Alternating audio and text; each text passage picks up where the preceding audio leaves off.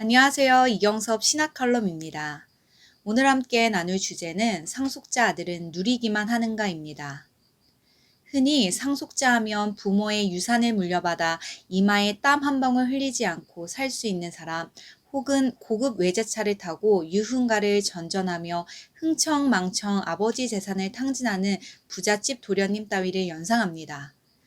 오늘날 기독교인들이 떠올리는 하나님의 아들 상속자 개념도 대개 이런 왜곡된 이미지와 매치되는 것 같습니다.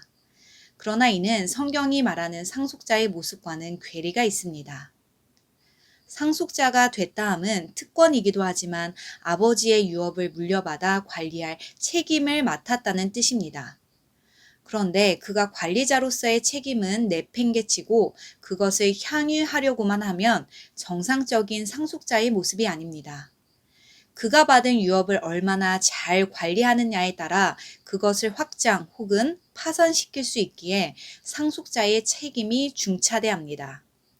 이런 이유로 과거 봉건시대 유럽의 부호들은 상속자가 될 아들에게 어려서부터 몽학선생을 붙여 후계자 수업을 시켰습니다. 성도를 하나님의 상속자라고 부르는 것도 성부의 유업을 물려받은 특권자인 동시에 그것을 유지 확장해야 할 책임자 지위를 부여받은 자라는 뜻입니다. 성도가 받은 유업은 의와 영생, 복음과 하나님의 나라입니다. 그런데 오늘 상속자인 성도들이 지나치게 특권자 의식에만 경도돼 있고 책임자 의식은 결여돼 있는 듯합니다. 사실 어느 시대든 상속자는 특권 향유자라기보다 오히려 보통 일꾼을 상위하는 상일꾼이었습니다. 유업을 유지 확장해야 하는 책임감이 그를 그렇게 만들었습니다. 자기에게 할당된 임무만 완수하면 되는 일꾼과는 달리 상속자는 무한 책임을 떠안고 있기 때문이며 노력한 만큼 재산도 붙는다는 노동 비례 법칙을 알기 때문입니다. 출퇴근 시간을 보면 그가 직원인지 주인인지 알 수 있다는 시쳇말도 같은 맥락에서 나온 말입니다. 땡 하는 시간에 맞춰 칼같이 들고 나면 그는 그냥 직원이고 남보다 한 발 먼저 한 발 나중에 들고 나면 그는 주인이다 라는 뜻입니다. 상속자는 누구의 지시 따라 일하거나 누가 본다고 열심히 하고 안 본다고 게으름을 부리거나 하지 않습니다. 이는 그 일이 자기의 업이기 때문입니다. 이런 점에서 아버지에겐 상속자 아들보다 든든한 일꾼이 없습니다. 성부께 성자 그리스도가 그러했습니다. 그는 하나님의 아들이시면서 성부의 뜻을 받들어 죽기까지 충성했습니다. 인류 역사상 그런 아들은 없었습니다. 성경은 성자 그리스도의 충성이 종의 그것 같다 하여 그를 인자, 여기서 인자는 고난당하는 종말론적 메시아 혹은 성부의 뜻을 이루고자 목숨 바쳐 충성한 종이라는 뜻입니다. 인자라고 표현했습니다. 성자 그리스도는 성부의 진노의 고통을 풀어드리려고 스스로 종으로 비하하여 화목제물이 되셨습니다. 이사야 53장에 나타난 유명한 고난당하는 종의 모습은 성부에 대한 성자의 충성을 그린 것입니다. 성경은 성자 그리스도와 모세를 비교하여 모세가 하나님 집에서 사환으로 충성했다면 성자 그리스도는 그의 집 맡은 아들로 충성했다고 했습니다.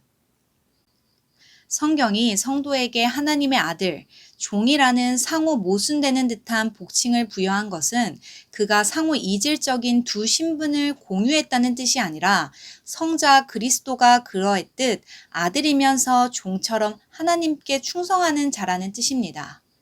결코 종 개념이 아들 개념을 희석시키지 않습니다. 죄인 탕자를 하나님이 당신의 아들 삼아 주시니 백골난망하여 아버지의 아들이라 일컬음을 감당치 못하겠나이다. 나를 품꾼의 하나로 보소서라는 태도를 갖는 것입니다. 이는 구약 성경에 나오는 귀에 구멍을 뚫은 자원하는 종, 사도 바울이 말한 자유자이나 스스로 종된 자 개념과 일맥상통합니다. 반면에 상속자인 것처럼 보여도 종인 자들이 있습니다. 탕자의 비유에 등장하는 큰 아들이 그입니다. 그는 아버지 집에서 게으름이나 조금의 말썽도 부리지 않았고 가산을 축내는 일도 없이 꿍꿍 열심히 일만 했습니다. 그러나 그는 은혜의 경륜에서 배제된 자입니다. 일견 그의 충성스러운 모습이 1등 효자로 비춰지게 하나 자세히 들여다보면 아들보다는 오히려 일당치기, 노배 이미지에 더 가깝습니다. 그런 정황은 곳곳에서 나타납니다. 아버지가 거짓골로 귀환한 동생을 환대한 것을 시기하거나 자기에게는 염소 새끼 하나 잡아주지 않았다고 불평하는 태도는 넉넉한 상속자나 형의 모습과는 거리가 있습니다. 이런 그의 모습에서 배타적인 선민의식과 율법적 열심이 특심했던 유대인들의 모습이 겹쳐집니다. 타의 추종을 불허하는 그들의 종교적 열심은 얼핏 그들로 하여금 신실한 하나님 백성처럼 보이게 하나 그들은 단지 율법의 종이었을 뿐입니다. 그들의 율법적 열심은 대가를 받아내려는 애처로운 종의 몸짓이었지 주인의식과 여유로움이 담긴 상속자 아들의 그것은 아니었습니다. 그리고 그런 그들의 율법적 열심이 결코 그들을 상속자로 만들지 못했습니다. 하나님이 아브라함으로 하여금 종의 여자 하갈과 그의 아들 이스마엘을 집에서 쫓아내게 한 것은 혈연으로 엮여 그렇게 함께 오래 동거했음에도 그들에게 책정된 유업은 없었다는 뜻입니다. 유업은 오직 상속자 아들의 몫이기 때문입니다. 그리고 상속자 아들의 충성은 종의 그것과는 다르다는 점도 말하고자 합니다. 그것은 무엇을 받아내기 위함이 아닌 아버지 것이 내 것이라는 아버지와의 동일시에서 나온 것이며 그러한 동일시에서 나온 충성엔 반드시 애착이 수반됩니다. 애착 없는 열심은 종의 열심일 뿐입니다. 비유컨대 애굽의 학정에서 살아남기 위해 이스라엘 백성이 집 없는 벽돌을 찧어 바로에게 충성을 바친 것과 같습니다. 마지막으로 아들이지만 아들 같지 않은 이들도 있습니다. 그들은 아버지의 유업을 보존, 확장하는 데는 관심이 없고 그것을 향유하는 것에만 관심이 있습니다. 아버지에게서 자기 분깃을 타내 먼 나라로 가서 허랑방탕하여 재산을 허비한 탕자 같은 이들이 그들입니다. 이런 아들은 아버지에게 수치만을 안겨주고 오히려 종들의 다스림을 받습니다. 한마디로 아들이긴 하나 아들답지 못한 아들입니다. 그러나 성경에 의하면 진짜 효자 노릇하는 아들은 그렇게 아버지의 속을 썩인 그들, 탕자입니다. 철부지 시절 자신들의 만행이 그들로 하여금 하나님 앞에서 한없이 겸손케 해 그에게 효도하게 만듭니다.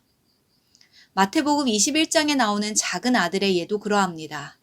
그 역시 탕자처럼 처음엔 아버지의 명령을 거역했지만 나중엔 뉘우치고 돌아와 제대로 된 아들 노릇을 했습니다. 순종하겠다고 말만 하곤 거역한 큰 아들과는 대조적입니다. 큰 아들은 유대인을, 작은 아들은 이방인을 예표합니다. 우리 모두는 어쩌면 아직도 아버지의 마음을 헤아리지 못하는 철부지 작은 아들일 수 있습니다. 그것이 때론 우리를 좌절시키기도 합니다.